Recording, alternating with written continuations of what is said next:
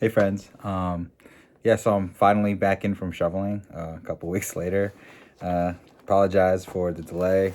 Told myself I'd be better at this, but I'm no YouTuber. So I'm back. I have some time. Got to finish chapter 5. Hopefully get 6 done this week as well. Happy New Year to you all. Hope you had a nice holiday, winter break, wherever you are. Let me know. Did it snow? Did you enjoy the holidays? What are your New Year's resolutions? Are you going to read more? It's funny because coming into the 2020, one of my resolutions was to read at least a book a month. And through audiobooks, through the library app, through Kindle, I was able to probably read close to 30 books last year. It helped, that I was staying at home. But books are a gateway to just so much more that you can explore. One of these videos I'm going to talk about when I actually met Jason Reynolds through this cool little,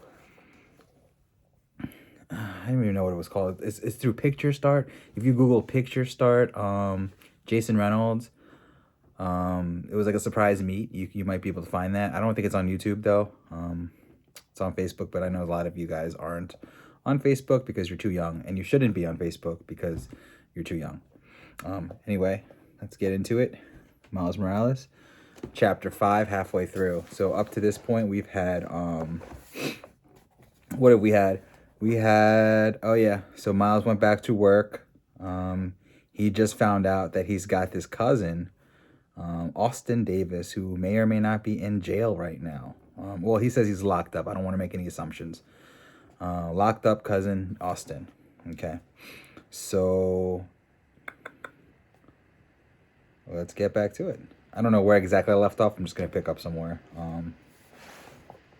Okay, security camera. Okay, he's sneaking out. All right.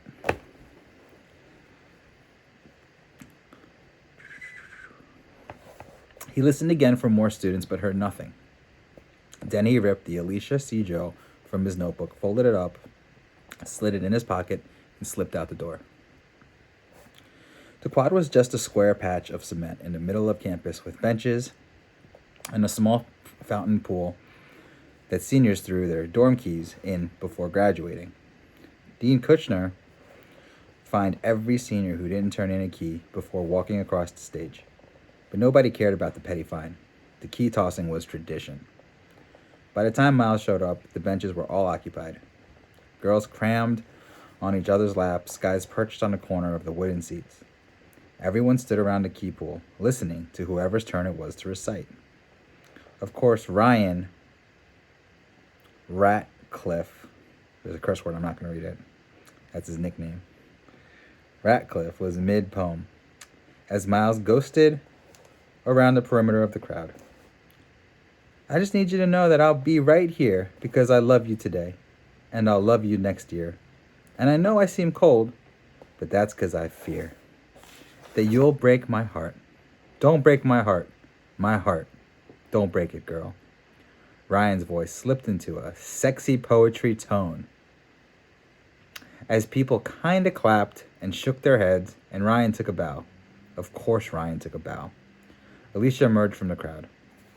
Miles couldn't see her at first, just a braided bun on top of her head. But then she stepped up onto the wall of the fountain, and almost on perfect cue, the buzzing in his head and stomach began.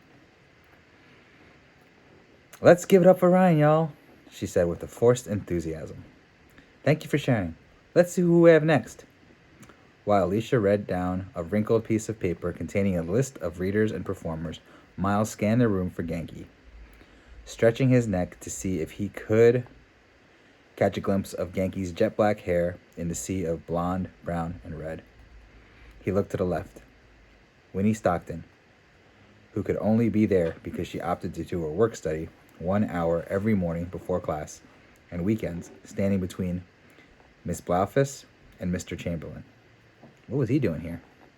Miles thought. But then he realized that Mr. Chamberlain fit the stereotype of everything Miles hated about poets. Super serious, hands pressed, eyes closed, repeating himself just for the effect. Ugh. Quickly, Miles ran over to Miss Blaufus, because priorities. Hey, Miss Blaufus. Miles! Miss Blaufus lit up when she saw him. So glad you can make it. Thanks, I can only stay for a second because... Buzz. Fight against it. Push it away. You know it's nothing. His spider senses must be going off. Because you're supposed to be working, aren't you, Morales? Mr. Chamberlain interjected. Miles locked eyes with him, and again, there was something there. Something behind Mr. Chamberlain's pupils, retracting to let less light in. Something off. Mr. Chamberlain's tone was just sharp enough for Miss Blaufus to open her mouth in protest. Miles, Miss Blaufus said, glaring at Mr. Chamberlain. Stay as long as you can. I got you marked. She jotted his name in a small notepad. Mr. Chamberlain walked off. Not just to a different part of the crowd, out of the crowd altogether. As if one stern glare from Miss Blaufus was enough to melt his cold, cold heart. Thank you, Miles said, unsettled and confused. But he was happy.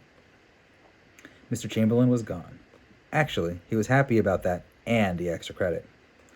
Now, with the first note of the business complete, it was time to address the second. He set his sights back on Alicia, who was reading a short poem she said her great-grandmother had written during the Harlem Renaissance. That was the other thing about Alicia that was different. She was Harlem royalty. Old black money. A descendant of artists who hobnobbed with people like Langston Hughes and Jacob Lawrence. As a matter of fact, her family were major donors to BVA, making it possible for kids like Miles and Winnie and Judge to attend. My great-granny and her peers were the dream defenders of their time, and with that, I'm happy to invite to the mic, as far as I'm concerned, one of the great ones from ours. Miles caught Alicia's eye as she wound up her intro, and an unusual smile crept on her face. Put your hands together for my girl, Dawn Leary. Once Dawn took center stage, Alicia pushed through the crowd toward Miles. He reached in his pocket and pulled out a folded piece of paper. The poem. Her poem. But it just so happened that coming from the other direction, from the other side of the swarm of students, was Genki. Hey man, you made it, Genki said, throwing an arm around Miles. Miles immediately shoved the poem back in his pants. And before Miles could reply, Alicia calls out, Miles! And she slipped past the last person standing between them. Miles pulled the poem back out, but only halfway, elbowed Genki in the ribs, as cool as possible, for which Miles was not cool at all. Genki grunted. He took his arm from around Miles' shoulder, a smirk dripping off his face. I will talk to you later, he said robotically, backing away, even more awkwardly. I swear Genki is one of the strangest dudes I know, and I love it.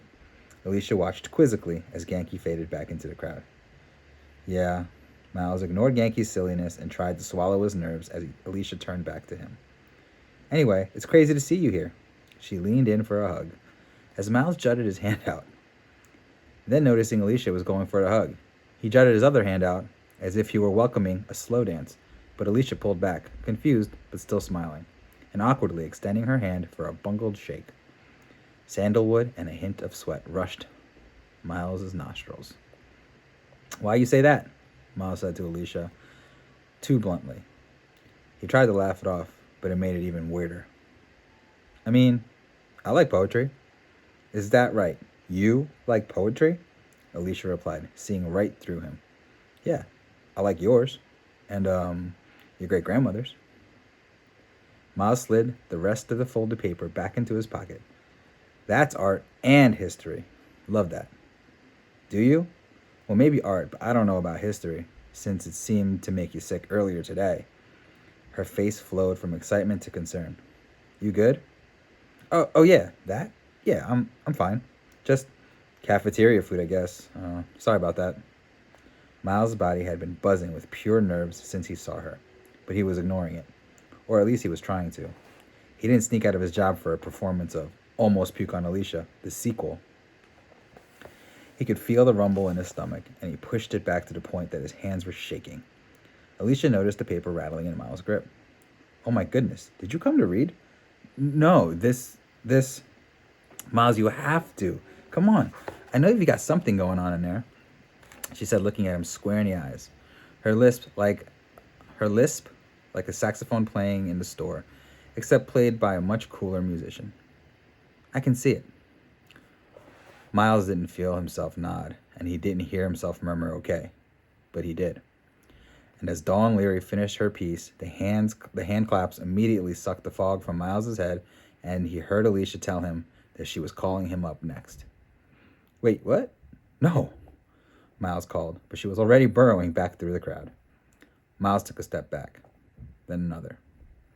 Thank you, Dawn. Alicia and Dawn hugged. Y'all give it up for my girl, Alicia commanded, and another step back.